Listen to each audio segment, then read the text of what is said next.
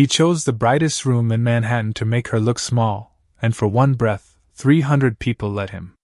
The Crestview Children's Hospital Gala glittered inside the ballroom of the Whitcomb Grand, 40 floors above Fifth Avenue, where crystal chandeliers poured light over white roses, black tuxedos, champagne flutes, and gowns that moved like expensive secrets. A string quartet played near the marble staircase, soft enough for donors to pretend they were not listening to each other's net worth. Cameras flashed near the sponsor wall. Waiters in white gloves moved between tables with silver trays. Every smile in the room looked polished, practiced, and slightly dangerous. Rachel Montgomery stepped through the entrance alone at 8:17 p.m., wearing a simple black evening dress with clean lines, pearl earrings, and no need for a spotlight. Her hair was pinned low at the back of her neck. Her makeup was quiet. Her posture was not. She paused just long enough to hand her coat to the attendant, then entered the ballroom with the kind of calm that made certain people uncomfortable because they could not tell whether it came from peace or power. Derek Lawson saw her before she reached the first circle of guests. He was standing beneath a gold-framed charity banner with his new wife, Cassandra, one hand wrapped around a glass of sparkling water, the other resting lightly at Cassandra's waist as if success itself had taken human form beside him. He looked prosperous in a navy tuxedo, handsome in the practiced way of men who studied photographs of themselves. Cassandra wore silver satin and diamonds bright enough to catch the cameras even when she was not facing them. Around them stood investors, hospital board members, 2 society reporters, and a young venture capitalist Derek had been trying to impress all evening. For half a second, his smile froze when he saw Rachel. Then something cruel and familiar returned to his face.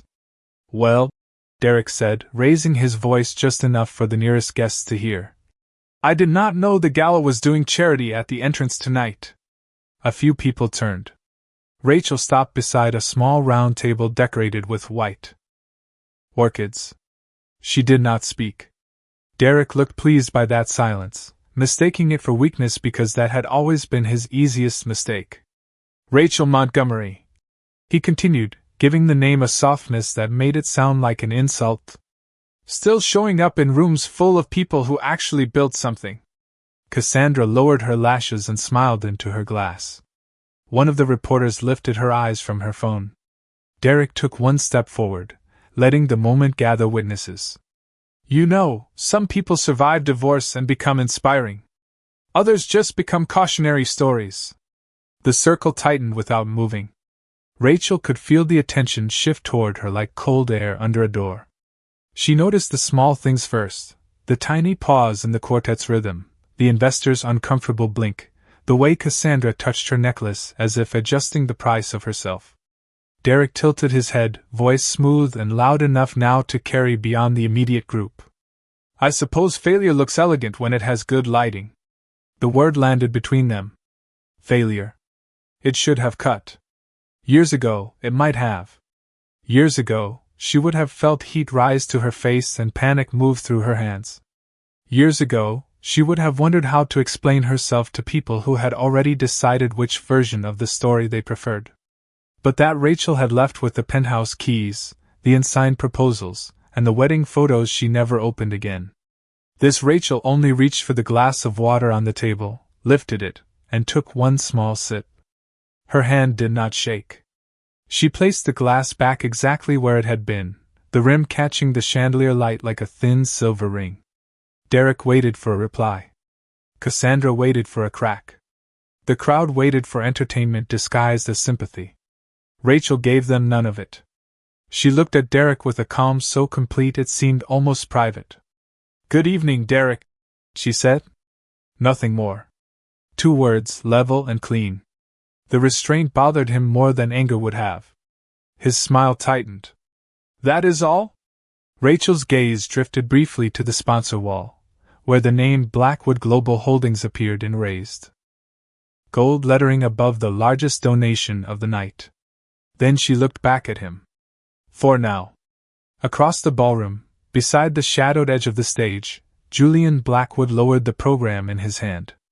He had seen the insult, the silence, and the way Rachel carried both without bending. He did not move toward her yet. He simply watched as the room failed to understand that the woman they had just seen humiliated was the reason half of them had been invited there in the first place. Years before the ballroom learned to whisper her name, Rachel Montgomery had built entire rooms for Derek Lawson to enter, as if he had created them himself. Their first apartment after marriage was not the penthouse people later photographed, but a narrow one-bedroom on West 78th Street where the radiator clicked through winter nights and the kitchen table became their office after dinner. Derek would pace in his shirt sleeves, restless and bright with ambition, while Rachel sat beneath the yellow light with a laptop, a legal pad, and a mug of coffee gone cold beside her hand. He had vision, or at least the language of vision. She had structure. She knew how to take a scattered dream and turn it into a proposal that could survive a meeting with men who measured belief in dollar signs. At midnight, she revised his investor decks. At 2 a.m., she rewrote sentences that sounded too desperate, too proud, too empty. She trimmed his speeches until they sounded honest. She built budget models, researched donors, memorized names, spouses, schools, board seats, and the quiet preferences of people who would never admit how much they liked being remembered. Before Derek met his first major investor, Rachel placed a blue folder in his hands and adjusted his tie in the hallway. "Do not sell yourself," she said softly. "Sell the problem you are solving." He kissed her forehead then, grateful in the casual way of a man who believed gratitude could be stored for later. That afternoon, he came home carrying a verbal commitment for $500,000. By morning, he had told 3 people he had won them over with instinct. Rachel smiled when he said it. At first, she thought marriage meant not counting credit, because love was supposed to be larger than applause. When Lawson Meridian moved into its first real office, she chose the paint color, edited the website copy, and built the hiring framework. Derek gave interviews standing in front of glass walls and spoke about discipline, risk, and personal sacrifice. Rachel stood just outside the camera frame, holding his corrected remarks with a paper clip between the pages. If a reporter asked who helped him prepare, Derek laughed and said, "My wife keeps me grounded." It sounded kind. It was also a door closing. Over time, the door grew heavier. Invitations came addressed only to him. Dinner hosts placed her beside quiet spouses instead of founders. At charity lunches, women asked whether she planned to return to real work, not knowing their husbands had repeated phrases she had written the night before. Derek stopped saying, "we," in public. He said, "I built, I secured, I decided," and each word removed her from a wall she had helped raise brick by brick. Rachel noticed the change not in one dramatic moment, but in small rearrangements. Her chair disappeared from his office. Her name vanished from drafts sent to investors. His assistant began calling her Mrs. Lawson in a tone that made the title feel decorative. Then Cassandra Vale appeared at a fundraiser in a white dress, laughing at Derek's jokes before he finished them. She came from old money, board connections, and rooms where people were born knowing which fork meant influence. Derek introduced Rachel as his wife, but his eyes moved toward Cassandra when donors began discussing expansion. That night, Rachel found one of her strategic memos printed on Derek's desk with his initials at the top. She stood in the dark office for a long time, listening to traffic move below the windows, and understood something she had been avoiding. Derek did not want a partner. He wanted a source of light that would never ask why he kept standing in front of it. By the time the lawyers called, the marriage had already ended in the language of omission. The papers only made it official. The lawyers called on a Tuesday morning while Rachel was standing in Derek's office, removing her notes from a drawer no one had ever known belonged to her. Outside the glass walls, Lawson Meridian hummed with the confidence of a company that had just closed its largest funding round, phones ringing, assistants crossing the polished floor, young analysts speaking in bright voices about growth and expansion. On the wall near the conference room, a framed magazine cover showed Derek smiling beneath the headline "Visionary Founder Redefining Urban Development." Rachel remembered the night before that interview, when he had sat at their kitchen island unable to explain his own model without drifting into empty language. She had written the phrase urban renewal with accountable capital on a yellow legal pad while he ate takeout pasta beside her. The magazine had called it his philosophy. She had not corrected anyone. That morning, his attorney used a voice smooth enough to make cruelty sound administrative. Derek believed the separation should be handled efficiently, privately, with dignity. Rachel looked through the glass at the employees moving past her, and wondered how many times men had used the word dignity when they really meant silence. Derek did not come to the office that day.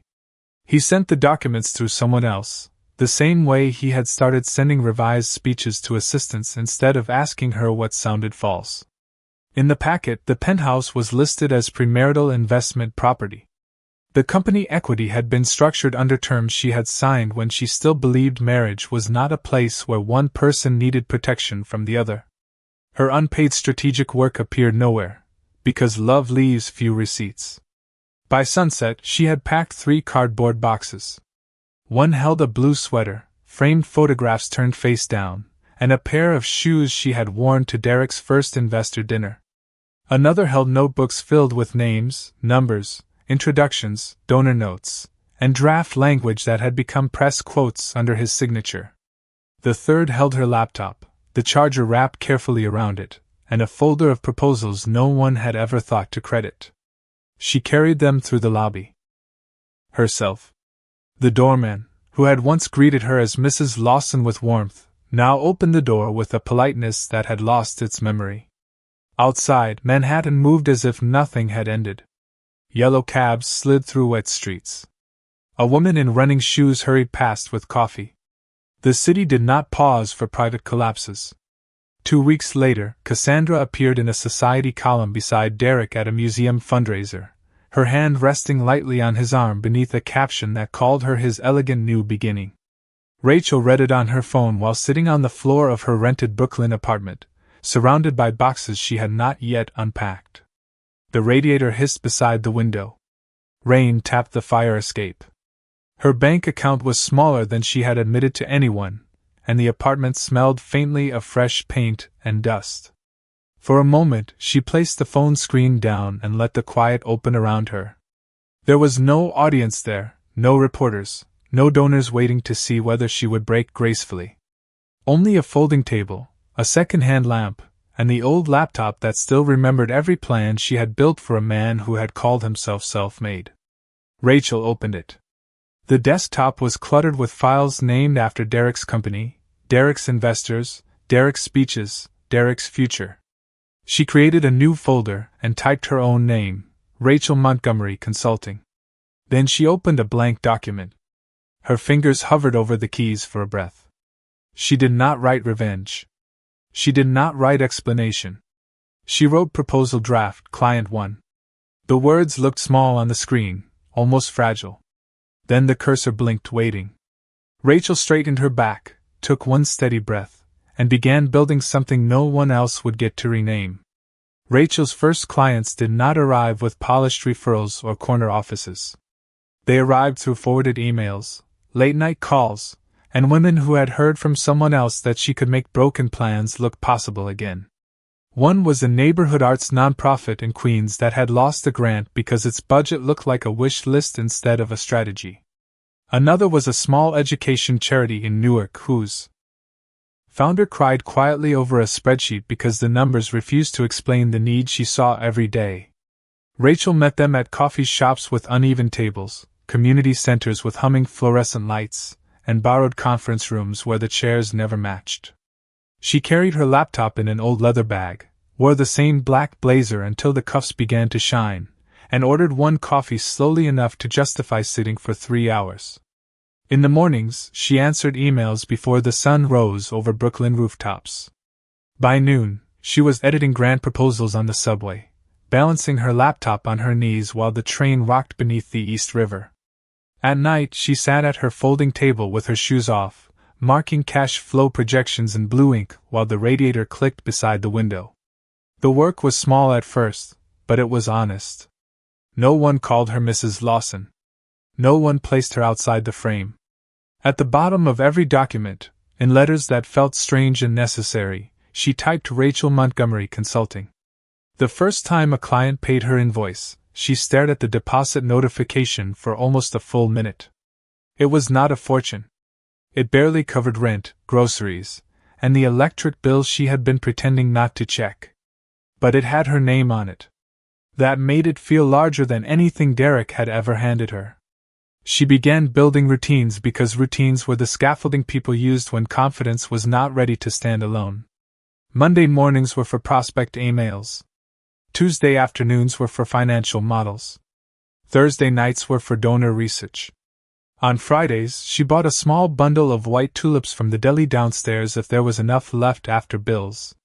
She placed them in a glass jar beside the laptop, not to make the apartment beautiful, but to remind herself that survival did not have to look bare. Sometimes Derek appeared online without warning. A business article about Lawson Meridian's expansion. A photograph of Cassandra beside him at a rooftop dinner. A quote he gave about resilience, using language Rachel recognized because she had written an early version of it years before. The first few times it made her chest tighten. Then one evening, while reading an interview where Derek called himself a builder of systems, Rachel simply closed the browser and returned to a proposal for a women-led housing initiative in Harlem. That was when she understood the difference between pain and direction. Pain could enter the room. It did not get to choose the work. Month by month, her name traveled farther than she did. A grant she rewrote was approved for $200,000. A donor deck she rebuilt helped a food access program secure a 5-year commitment. A founder she coached through a difficult board meeting sent her flowers with a note that said, "You made them listen." Rachel kept that card taped above her desk. Not because she needed praise, but because it named the thing Derek had spent years taking from her. She did make rooms listen. She always had. By the end of the first year, the folding table had been replaced by a second-hand oak desk. The old laptop was upgraded. Her client list included nonprofits, early-stage social ventures, and community funds that wanted more than a pretty mission statement. Rachel still lived quietly. She still took the subway. She still counted expenses carefully. But something in her had stopped asking permission to grow. On a cold March morning, she walked into a small presentation room downtown to help a women's entrepreneurship fund repair a failing proposal. She did not know a billionaire would be sitting in the back row. She only opened her laptop, placed her notes beside it, and began speaking with the calm authority of a woman who had learned to rebuild without applause.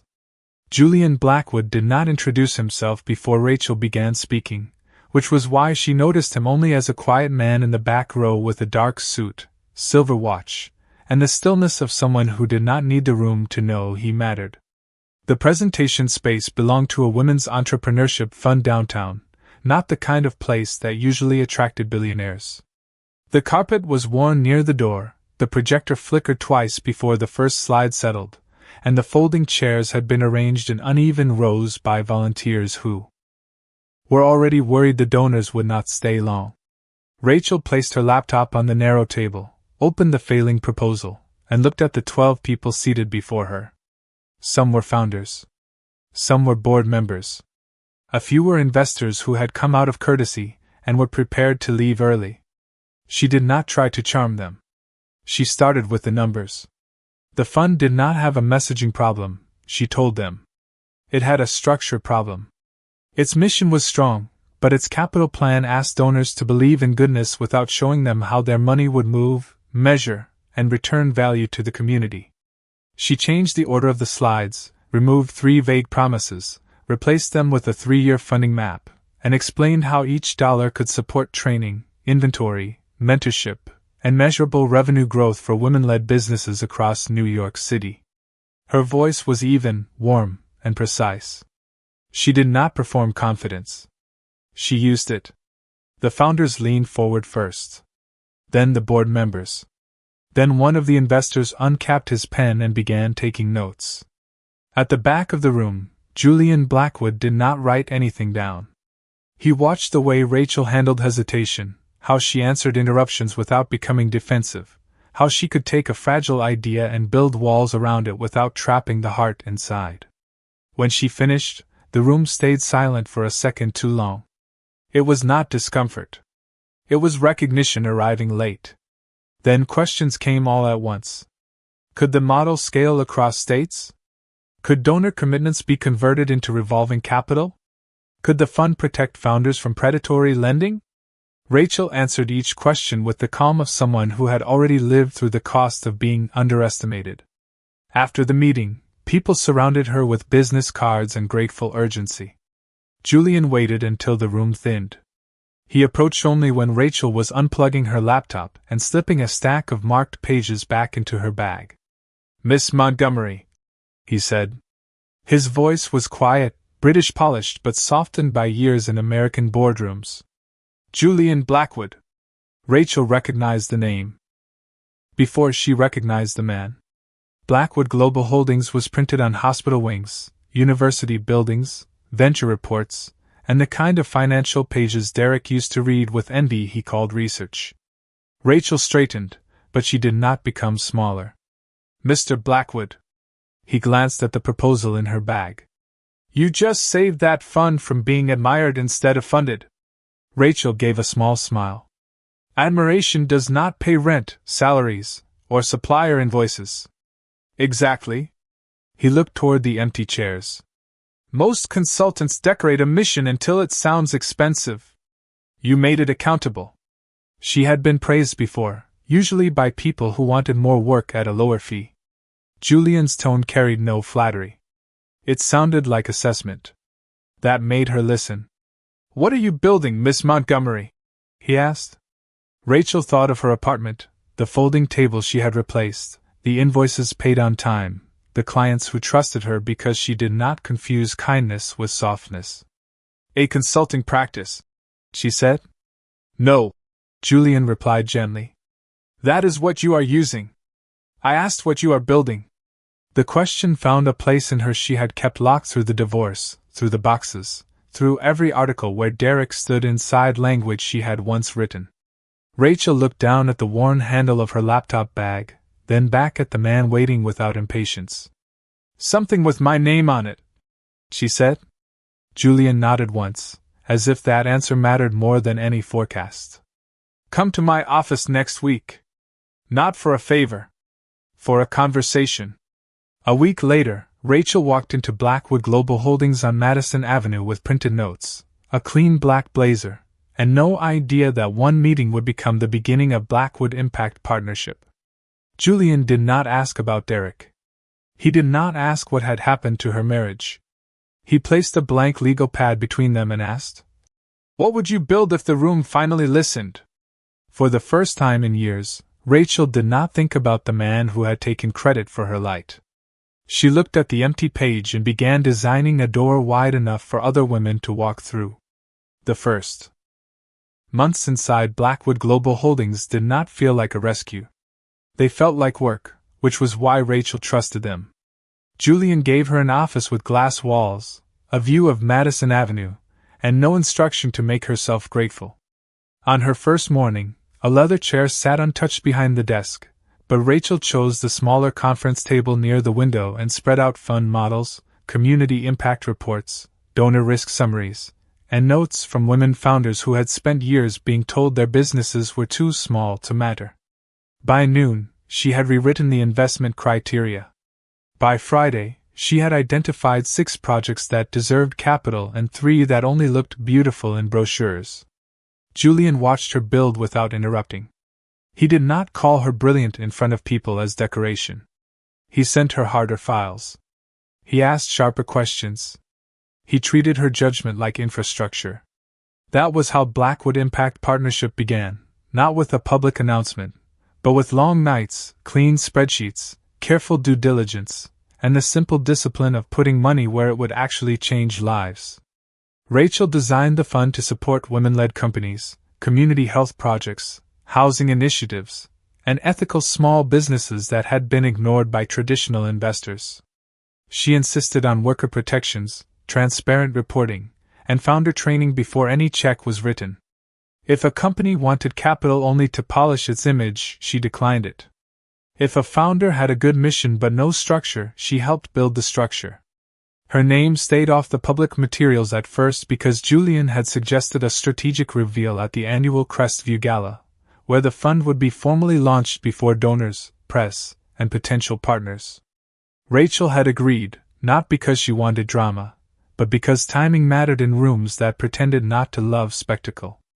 Then Lawson Meridian appeared in the pipeline. The file arrived on a rainy afternoon with a blue priority marker and a note from the intake team saying the founder had requested access to Blackwood Capital for a major expansion recovery plan. Rachel opened the attachment and saw Derek's name at the top. For a moment, the office around her became very still. Madison Avenue traffic moved far below the windows. Her coffee cooled beside her keyboard.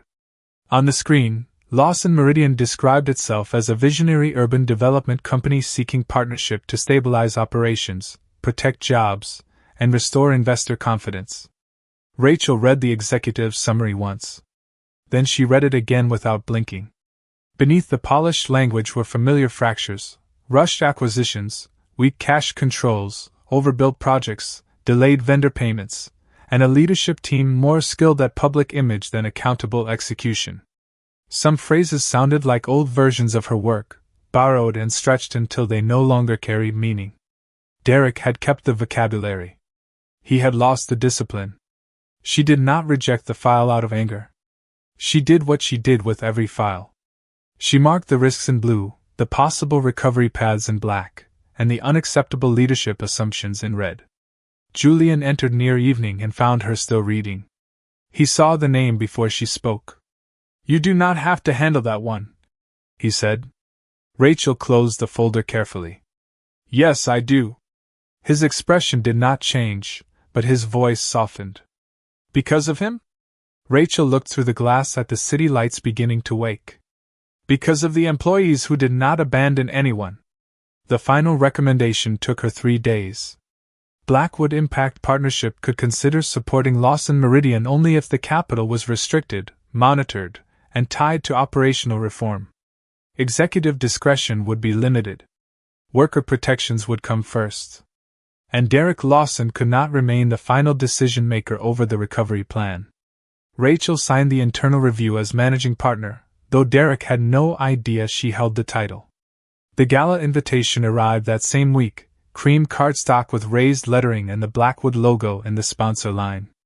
Julian placed the event program on her desk the following afternoon. "The announcement will be made there," he said. Rachel looked at the printed schedule. Crestview Children's Hospital. Gala. Blackwood Impact Partnership launch. Managing Partner introduction. Her name was not printed yet. It waited behind the evening like a match unstruck. On the night of the gala, Rachel stood before her apartment mirror in Brooklyn and fastened pearl earrings with steady hands.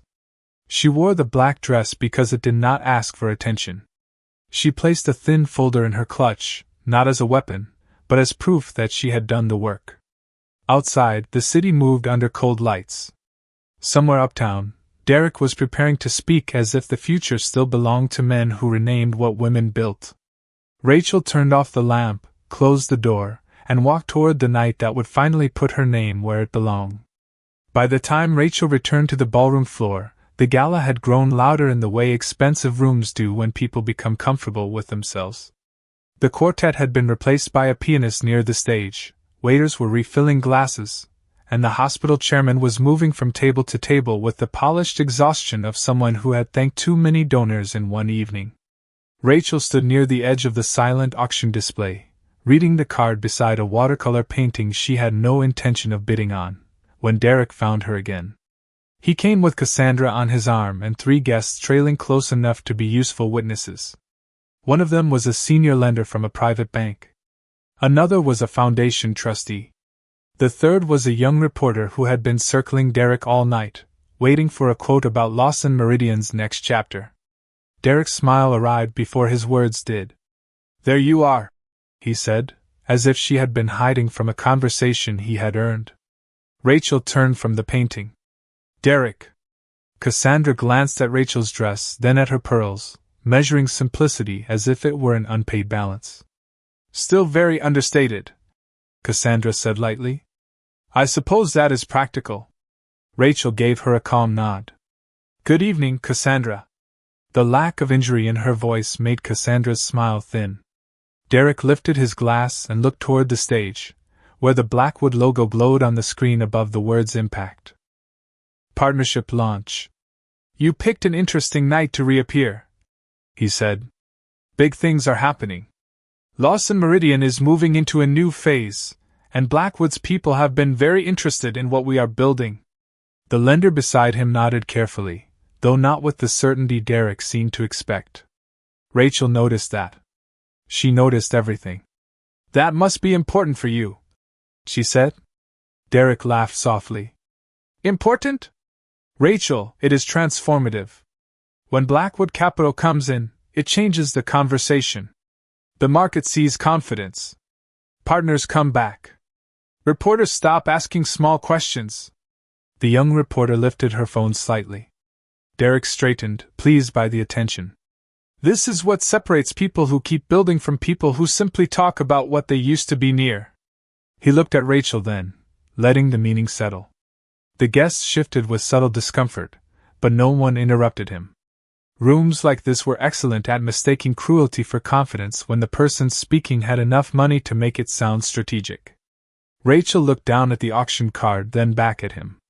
And you believe Blackwood Impact Partnership has approved you? Derek's smile widened. They will. That is how these things work when the opportunity is obvious. Is it? She asked. Cassandra gave a small laugh. Rachel, you may not understand this level of capital anymore. These decisions are made above the consulting projects and charity spreadsheets. For a moment, the older returned, the apartment hallway, the office glass, the way people had once spoken around Rachel as if intelligence disappeared when it was not introduced by a man. But the feeling passed through her without finding a place to stay. She adjusted the thin folder inside her clutch with one finger, feeling the edge of the recommendation she had signed 3 days earlier. Derek leaned closer, lowering his voice just enough to seem intimate while keeping it loud enough to wound. I know it must be hard, watching the world move on. You were close to success once. That can make people confused about their actual place. Rachel looked at him, and the ballroom lights reflected softly in her eyes. My place has never been the part you understood. The sentence was quiet, but it changed the temperature around them. Derek blinked, then covered it with another laugh. Still dramatic. He turned toward the reporter. She always had a way with words. I will give her that. Rachel did not answer.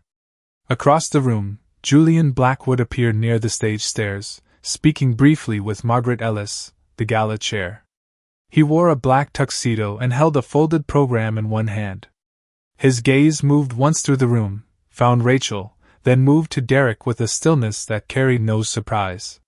He had seen enough. Margaret nodded to the event coordinator. The lights above the tables dimmed by a small degree. The piano softened. A gentle chime sounded through the speakers, inviting guests to return to their seats for the evening's major announcement. Derek looked pleased, almost triumphant, as if the room itself were preparing to confirm the future he had been selling. You may want to listen carefully, he told Rachel. This is what momentum sounds like. Rachel looked toward the stage as Julian stepped into the light. Yes, she said. I know. Derek did not hear the difference. Cassandra did not see the warning.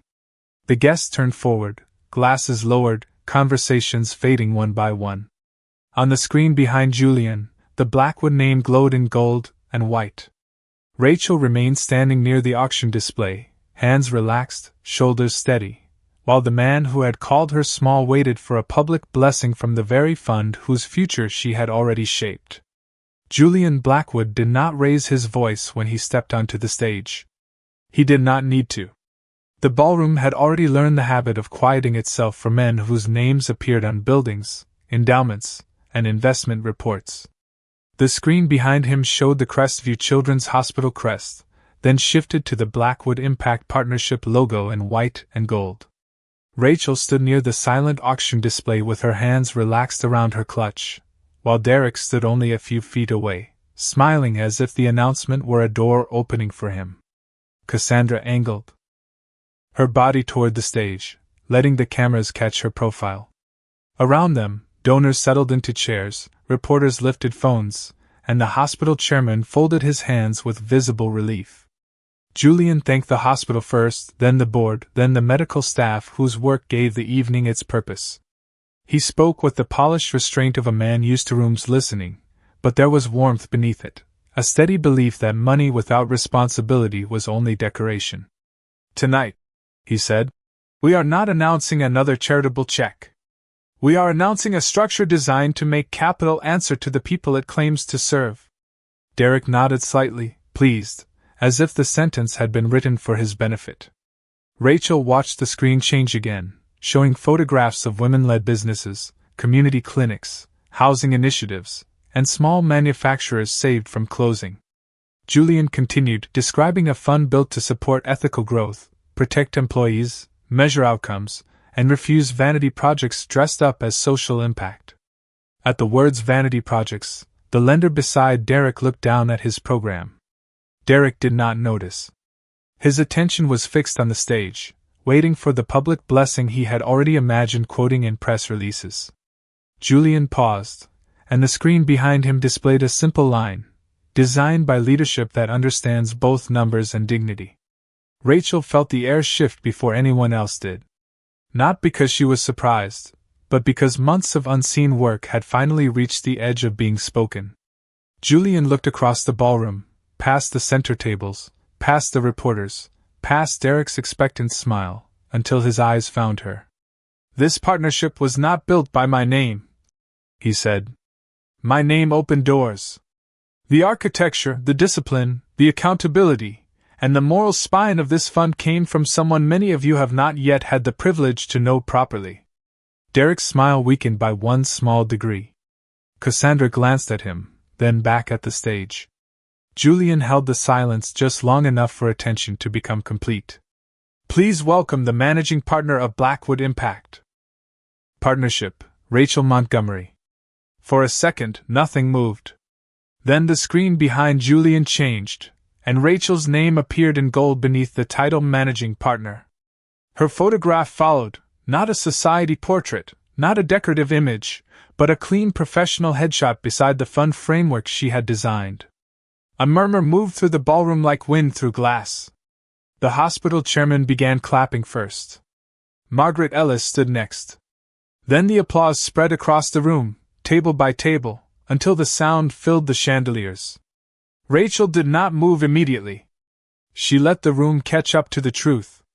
Derek turned toward her with a face that had lost its performance. The senior lender beside him looked from Rachel to Derek, then quietly closed the conversation they had been having in his mind. Cassandra's lips parted, but no sentence arrived. The reporter who had lifted her phone toward Derek now pointed it toward Rachel. Julian extended one hand from the stage, not as a rescuer, not as an owner of the moment, but as a colleague making space. Rachel stepped forward. The black dress that Derek had mocked for its simplicity now looked almost severe under the gala lights. Her pearls caught the brightness with no apology. As she passed Derek, he spoke so softly only she could hear. "Rachel." It was the first time all evening her name had sounded less like an insult and more like a question. She did not stop. At the steps, Julian waited and gave her the stage without touching the microphone again. Rachel looked out at the ballroom, at the donors who had laughed, the guests who had looked away, the cameras now hungry for the version of her they had missed. Then her eyes rested briefly on Derek. Not long enough to punish him. Only long enough to let him understand that the woman he had called a failure had already read the file that would decide whether his company survived.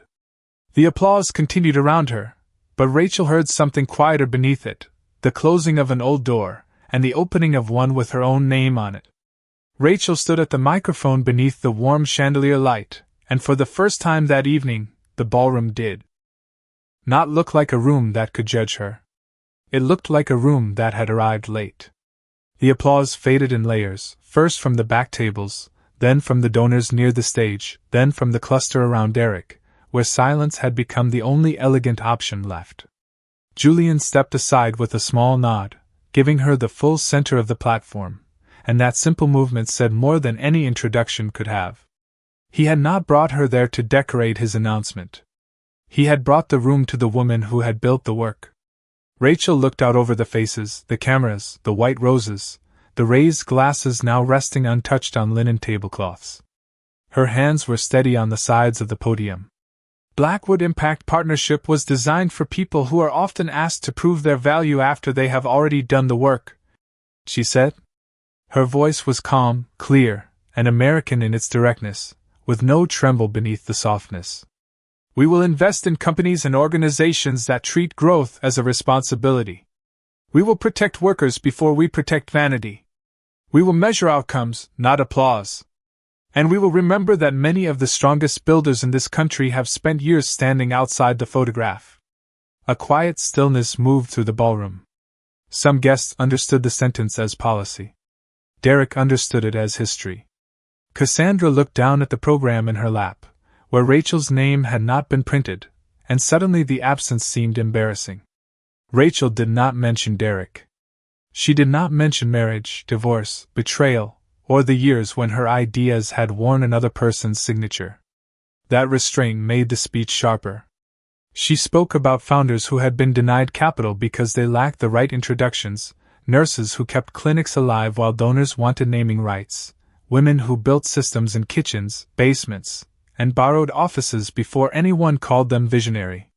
When she finished, the room stood again, but Rachel heard the applause differently now. It no longer sounded like surprise. It sounded like correction. After the announcement, the gala resumed with softer music and louder whispers. Reporters approached Julian, but he pointed them toward Rachel. Donors who had looked through her earlier now offered business cards with both hands. Margaret Ellis embraced her carefully and said, "It is about time they saw you." Rachel smiled, accepting the kindness without leaning on it. Near the side corridor, Derek waited until Cassandra stepped away to answer a call she did not need to take. His face had lost the polished ease that once made strangers trust him too quickly. "Rachel," he said. This time, her name came out carefully, as if he feared it might belong to someone beyond his reach. She turned to him with the same composure she had carried when he called her a failure. "Derek." He glanced toward the ballroom, where Julian was speaking with the hospital chairman. "I did not know." Rachel studied him for one quiet second. "You knew enough to take the work when it helped you. You knew enough to erase the name when it did not." His mouth tightened, then lowered into something that almost resembled regret. "Lawson Meridian needs this partnership." "I know," she said. "I read the file." The words struck him harder than anger would have. His eyes moved to her clutch, then back to her face. "Then you know the company can still be saved." "The company can," Rachel said. "Your pride cannot be part of the recovery plan." Derek stood very still. Rachel continued, not coldly, not cruelly, only with the clean authority of someone who had done the work. "Blackwood Impact Partnership will consider restricted support if employee protections are signed first, vendor payments are monitored, executive spending is frozen, and you step away from final operational authority during restructuring." Behind him, Cassandra returned and heard enough to stop walking. Derek looked as if the ballroom floor had shifted beneath his shoes. "You would remove me from my own company?" "No," Rachel said. "Your decisions already did that. I am giving the employees a way to survive them." Julian approached then, but he did not speak for her. He only stood beside her, a partner beside a partner, while Derek finally understood the difference between being rescued and being held accountable. Rachel closed her clutch. The folder inside no longer felt heavy. Across the ballroom, her name still glowed on the screen beneath Blackwood Impact Partnership. She looked at it once, then turned toward the exit. Outside the hotel, Manhattan shone cold and bright under winter lights. Rachel stepped into the night without looking back for permission, apology, or applause. She had not become powerful to make Derek small. She had become powerful because she had finally stopped standing behind men who needed her light to look bright.